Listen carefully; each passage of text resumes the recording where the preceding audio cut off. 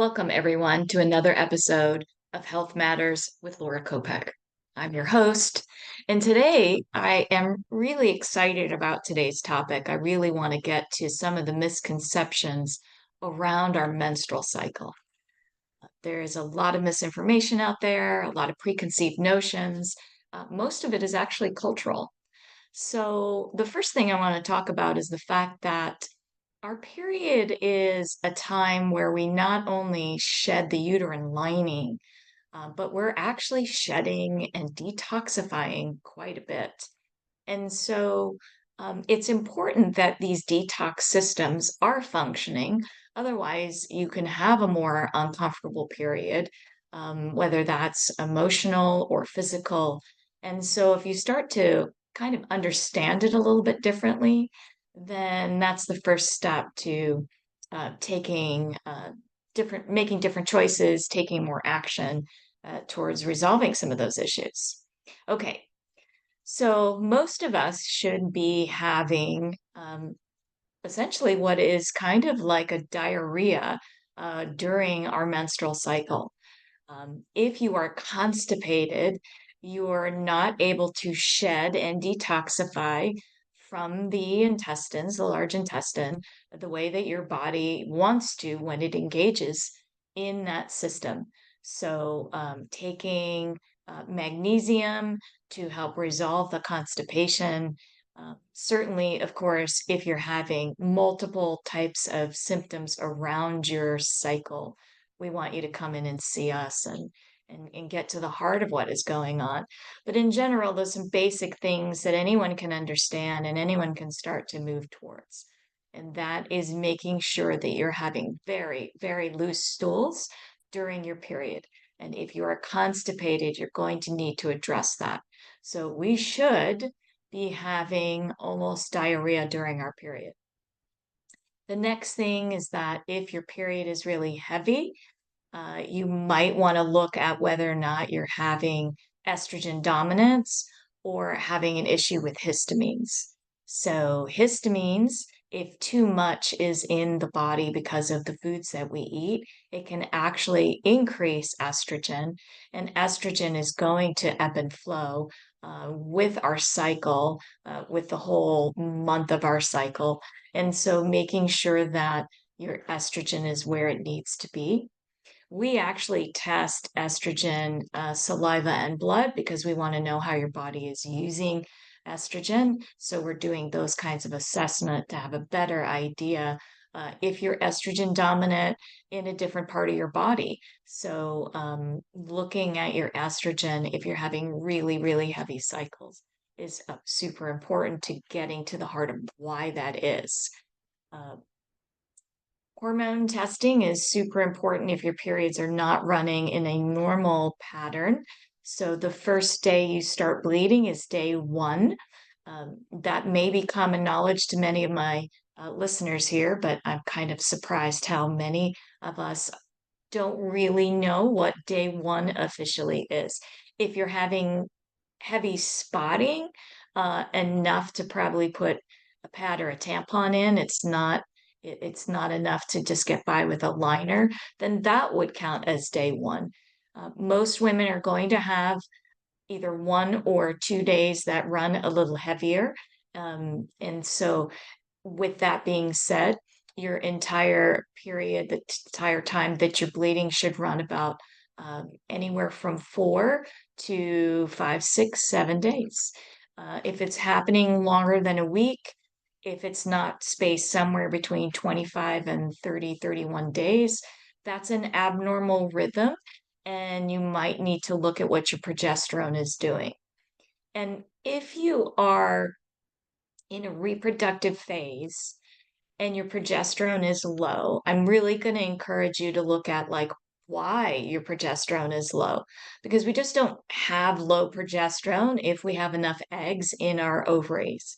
And so often, if women are in adrenal fatigue or adrenal stress, which can happen to even teens and preteens because of the complicated, stressful, overwhelming world we live in, um, then you're going to want to look at like why there's low progesterone. Many of our young girls are going into the doctor's office and they're having irregular periods or they're suffering from anxiety and depression. And the band-aid solution is to put a young lady on birth control and an antidepressant, regulate periods, remove the emotions. But why is that happening? If you're not answering the question why, if the progesterone is low, and estrogen is high because of adrenals, because of nutrition, because of gut health, then all you're doing is band-aiding the manifestation of the imbalances and possibly just prolonging what eventually could become possibly a fertility issue. I mean, women are not supposed to have low progesterone, and regulating it synthetically with the birth control pill isn't solving why low progesterone exists if it's happening because there's some kind of adrenal imbalance or an adrenal crisis. Adrenal fatigue isn't necessarily low cortisol or high cortisol. There are a lot of assumptions being made around adrenals, and it's super important to know because I could line up 5 people. They all describe themselves as really exhausted, but their adrenal panel could come back differently. If it comes back differently, the nutritional support is going to be different. And so it's really important that if you feel like your period isn't what it should be, that you're doing the proper assessments to figure out if you're having low periods. It's not enough to just have like a CBC done. It's important to know not only your iron level, but your ferritin levels.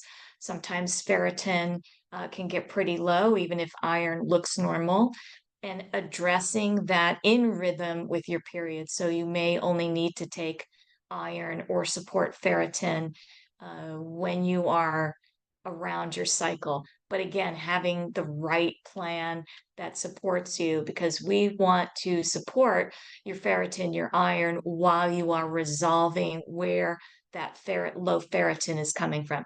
Is it gut health, liver health? Is it nutrition? Is there something that needs to be done dietarily? Again, the goal being to balance you so that other issues, it doesn't snowball, right? It doesn't become infertility. It doesn't become early menopause. I'm constantly fascinated with the fact that in underdeveloped countries, they have no real menopausal symptoms like hot flashes and night sweats, uh, drastic mood swings. Essentially, what's happening is when the body runs out of eggs in the ovaries, the period stops happening, and uh, women are moving into that next phase, which is a um, post-reproductive phase. So we're as women, we're either in pre-reproductive, reproductive, or post-reproductive, or post, yeah. And so understanding that and reaching the optimal level of health and wellness during that is super important. Okay, emotional well-being. There's the biggest stigma, I think, around this because in emotional wellness in general, I think is misunderstood because we're striving for comfort and contentment, and we don't understand that our emotions have a EQ, an emotional quotient, and part of that means we're understanding and developing our health around the emotional state. So anxiety, if it has no context, isn't going to be one of the many emotions that we experience and need to look at as what is it telling us about what is going on.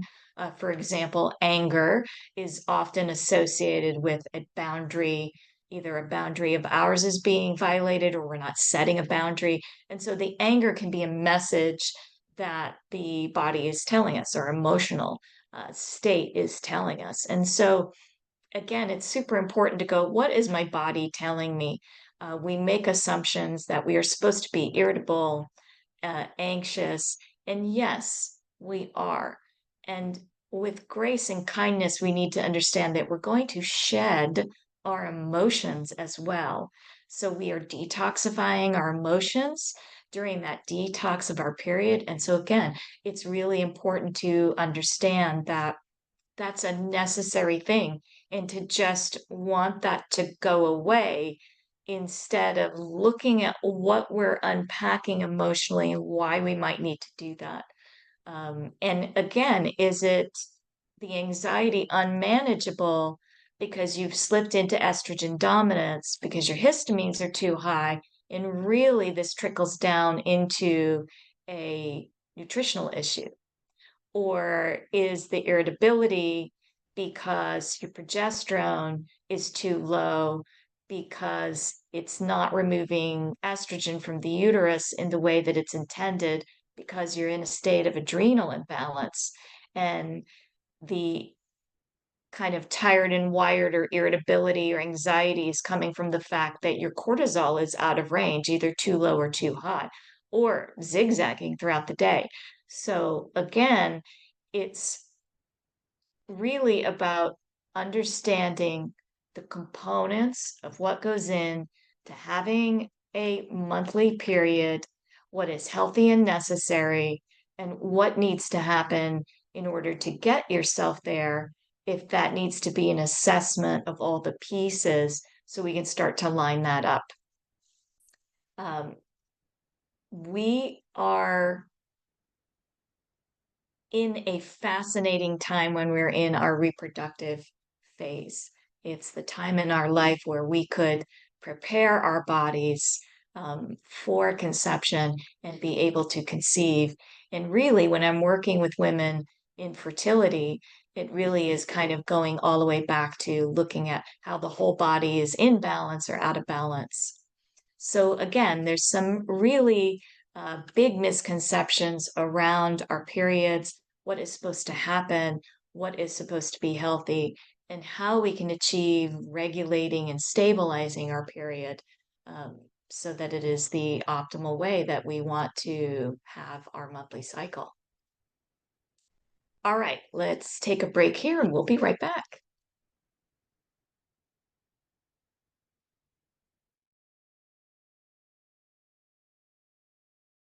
Okay, let's continue to talk about things we can do to improve the way that our body responds during our period.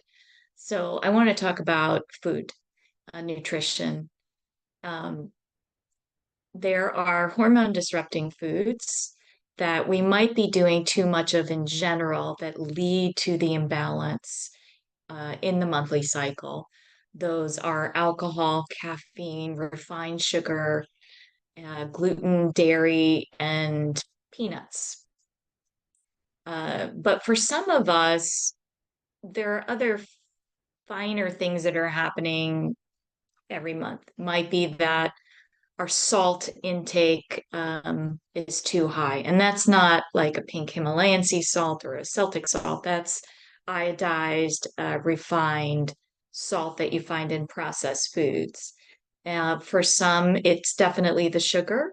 And for others, it could be that their protein intake is actually too high. And for others, it could be that their protein intake is too low.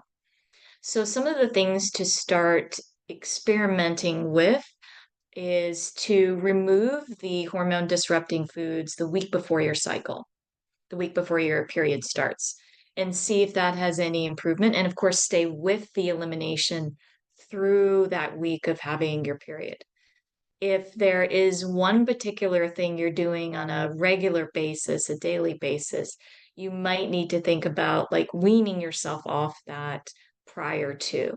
For example, if you're having more than a cup of coffee a day, it's caffeinated, you're maybe even feeling like that's how you're managing your adrenal issues, because without it, you don't feel energized, your brain doesn't feel like it works right.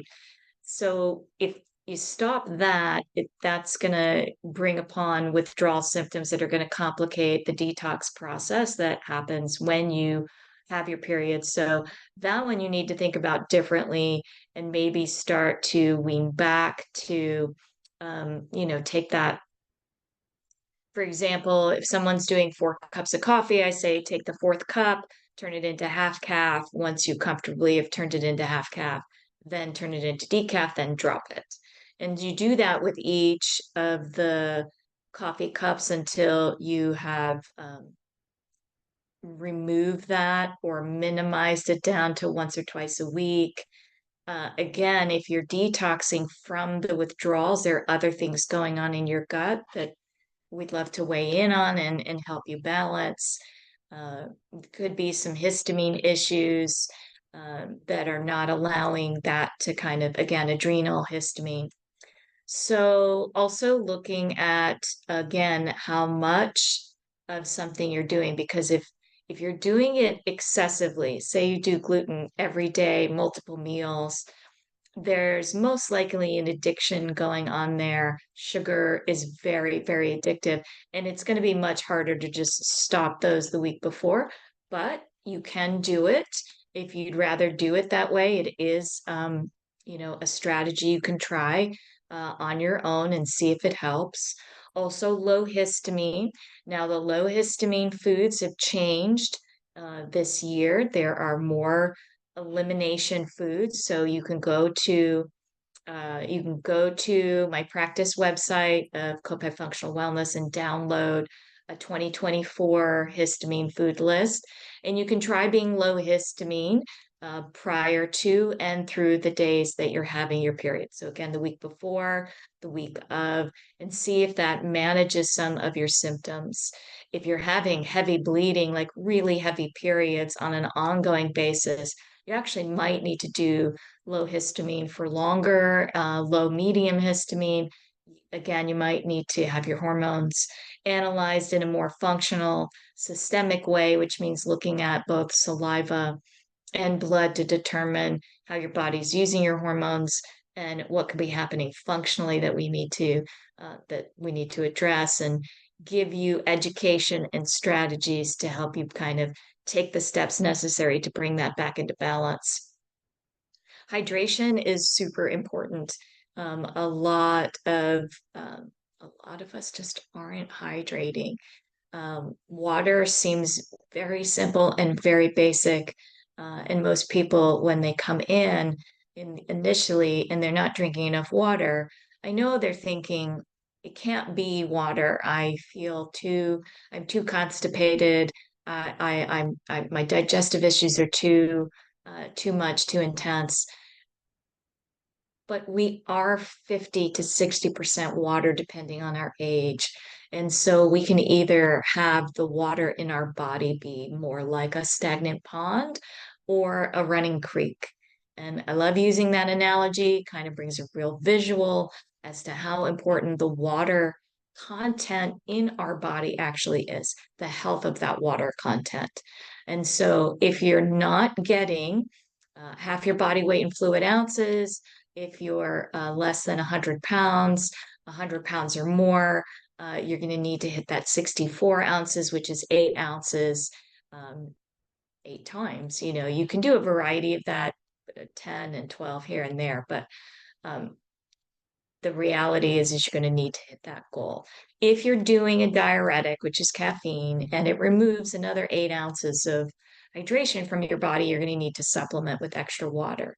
So we lose 32 ounces through sweat, saliva, pee, a variety of things without even exercising or doing much. So we can get some of that from high water content foods. But if you add any physical activity, any caffeine to that, any alcohol, you're going to need to really hydrate with pure, clean, filtered, unbound water. That means when it's unbound, you're not putting tea in it, you're not putting juice in it, you're not putting anything in it where it's not going to just flush your system. Sometimes you could just put a slice of cucumber in there, something light, a squeeze of lemon if you don't have histamine issues, something light like that, where it's still going to have the chemical structure, if you will, the structure, the integrity that the water will need to have as it moves into your body. Let's see, what else can I tell you there about nutrition? It's really important to think about our cycle as part of the whole body. It's a functional, systemic issue.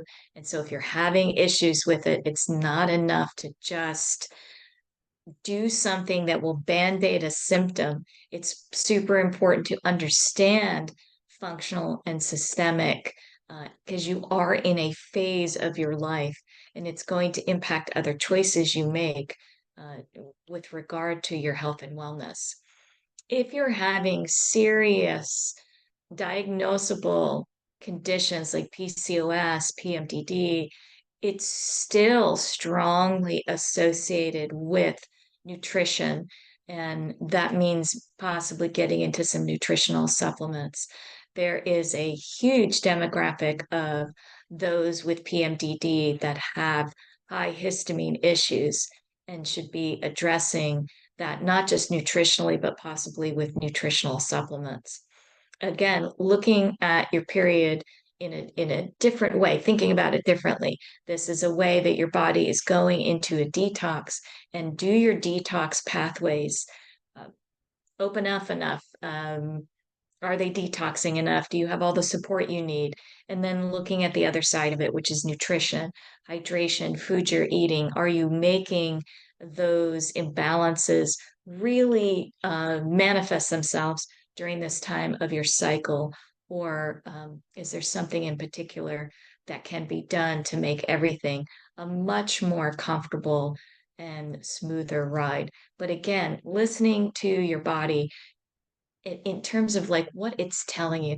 I often really focus on this. It's not what's wrong with my body. It is what is my body telling me. If we can start, there's one thing I really want to stress and get people to understand is that our body talks to us in a language it can use by manifesting those imbalances a certain way. And at the educational level, this is something I'm really passionate about. I love helping people figure out what their body is telling them and how can I give you the most amount of education, knowledge, strategies into understanding what your body's telling you and then taking those steps. Um, but there is, again, the biggest misunderstanding around what our period is supposed to do for us and how we can understand it and how we can actually improve that detoxification that's happening. It is a privilege, even though most of us would feel like it's something we wish we didn't have, but it is a privilege. It means that we have the capacity to carry life inside of ourselves for a period of time. It's one of the most fascinating things that can happen in the female body. And so whether or not you decide that you're going to have children or not, really, again, this is about our detoxification, which is necessary to maintaining optimal health. And so understanding what should and should not happen during your period. And again, those strategies and things to think about so that you can make that experience that best detox that you can have. All right. Thank you so much. This has been another episode of Health Matters with Laura Kopec. Remember that all of this is for educational information, entertainment purposes. It's not a substitute for medical advice. And for more information about what we do, you can check out my website, which is my name, Laura Kopec, or the practice website, Kopec Functional Wellness. And we hope you tune in again, and we hope you share this podcast and this video. Thanks again.